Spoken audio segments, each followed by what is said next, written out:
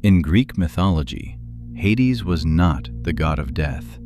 He was the god of the dead, ruler of the underworld, keeper of souls, and one of the three brothers who divided the cosmos itself. But unlike Zeus in the sky or Poseidon in the sea, Hades ruled where no light could follow. Hades was not worshipped with joy. He was not called upon for victory, or for safe passage, or for storms to turn aside. His name was spoken carefully, or not at all, because to speak of Hades was to remember what waited for every mortal life. And yet, among the Olympian gods, Hades was not reckless. He was not impulsive like Zeus. He was not tempestuous like Poseidon. He was distant, measured, unavoidable. He ruled not through spectacle, but through certainty. Before Hades became king of the underworld, the world belonged to the Titans, and above them stood Cronus.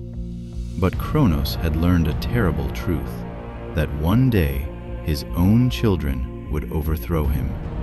So when each child was born, he swallowed them. Hestia, Demeter, Hera, Hades, Poseidon, not killed, but imprisoned within the darkness of their father's power. Then Zeus was born, hidden in secret, raised far from Cronus. He returned when he was grown, and forced the Titan king to release the children he had devoured. And from that swallowed darkness, Hades emerged, not as a god of light, but as one already shaped by the unseen world.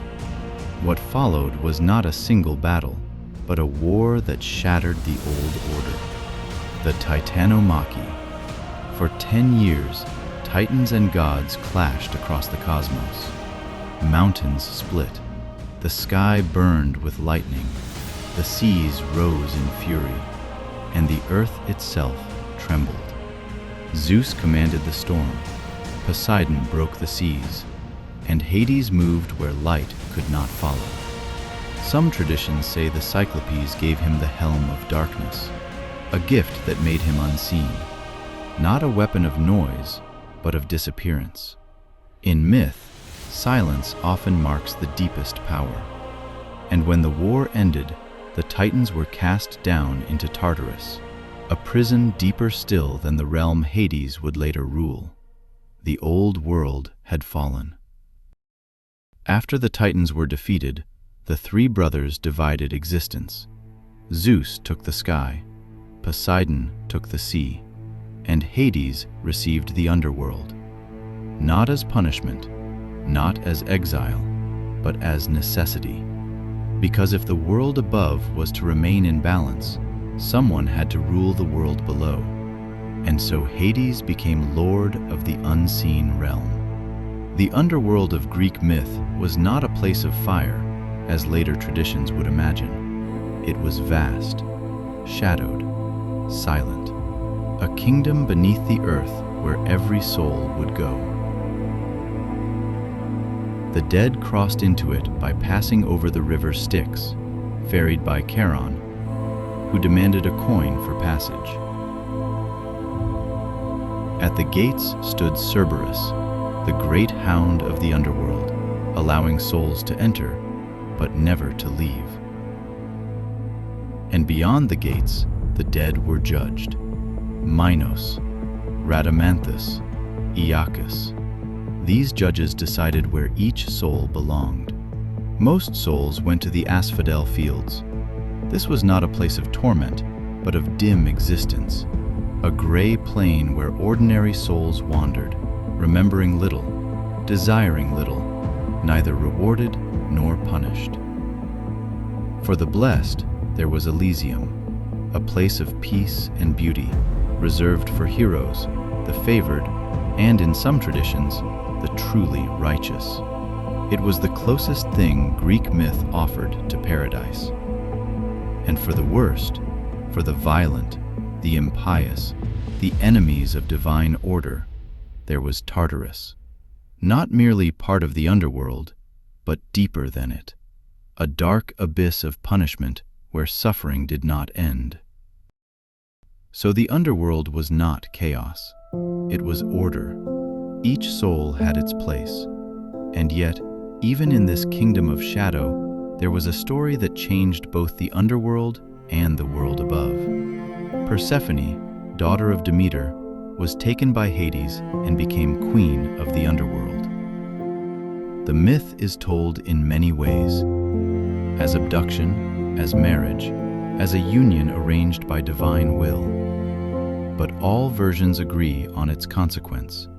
Demeter grieved, and as the goddess of the harvest mourned, the earth grew barren. Fields withered, seeds failed, life above began to fade. At last, a compromise was made. Persephone would spend part of the year with Hades below, and part of the year with her mother above. And in this myth, the Greeks explained the seasons. When Persephone returns, the earth blooms. When she descends again, the world grows cold. So even Hades, god of the dead, was woven into the cycle of life. Hades had another name, Pluton, the wealthy one. Because what lies beneath the earth is not only the realm of the dead, it is also the source of hidden riches. Minerals, precious metals, the fertility buried in the soil from which crops will later grow.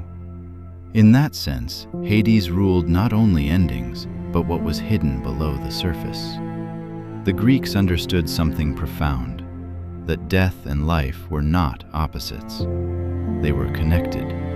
What is buried can also nourish. Hades was not a devil, not a tempter, not the embodiment of evil. He was a ruler. Severe, yes.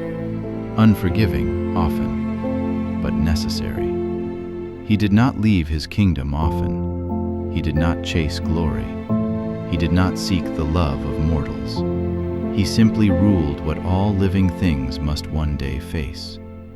That is what makes him so unsettling. Not cruelty, not anger, but inevitability. To the ancient Greeks, Hades was not the enemy.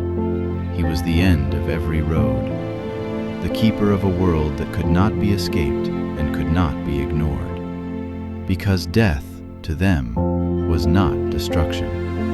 It was passage. And beyond that passage stood a kingdom, silent, ordered, waiting.